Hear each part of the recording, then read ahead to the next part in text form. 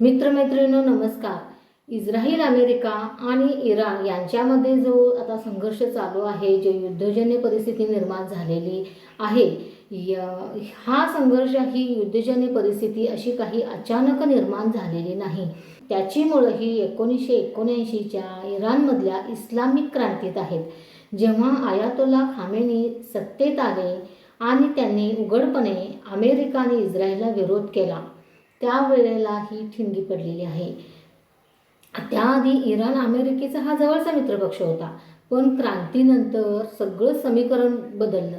Iran हा शिया बहुसंख्य देश आहे. यामध्ये शियापंथीय जास्त लोक राहतात आणि ते स्वतःला जगाचा शिया नेता असे मानतात. तर पूर्वमध्येतील अनेक देश सुन्नीपंथीय आहेत.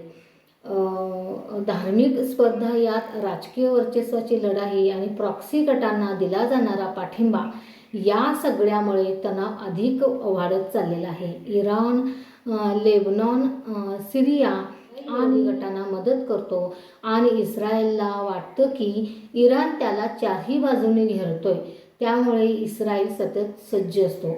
यात युनायटेड स्टेट हा इस्रायलचा सर्वात मोठा पाठीराखा असल्यामुळे अमेरिका इराणवर निर्बंध टाकत असते, कायमच दबाव आणत असते आणि अणु कार्यक्रमाचा मुद्दा तर सगळ्यात मोठा ठरतो. कारण अमेरिका आणि इस्रायलला असा संशय आहे की इराण हा अण्वस्त्र बनवू शकतो आणि बनवत आहे.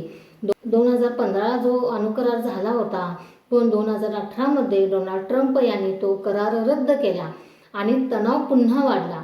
2020मध्ये अमेरिकेने इराणचे जनरल क्युझेम सोलेमानी यांना ठार केल्यानंतर परिस्थिती आणखी चिघळली. म्हणजे बघा, हा काही फक्त धर्माचा प्रश्न नाही आहे, हा काही राजकारणाचा प्रश्न नाही आहे, तर हा प्रश्न तेल, सत्ता, अणुशक्ती, मध्य पूर्वेतील वर्चस्व, या सगळ्यांचा गुंता आहे. आणि म्हणूनच आज जे काही युद्धासारखी परिस्थिती, जे वातावरण तयार होतंय, जे झालेलं आहे, ते अनेक दशकापासून साचलेल्या संघर्षाचा परिणाम आहे. आणि जर ही आग आणखीन जास्त पेटली तर त्याचे परिणाम फक्त या 3 देशापुरते मर्यादित राहणार नाहीत, तर संपूर्ण जगावर त्याचा परिणाम होऊ शकतो. तुम्हाला काय वाटतंय?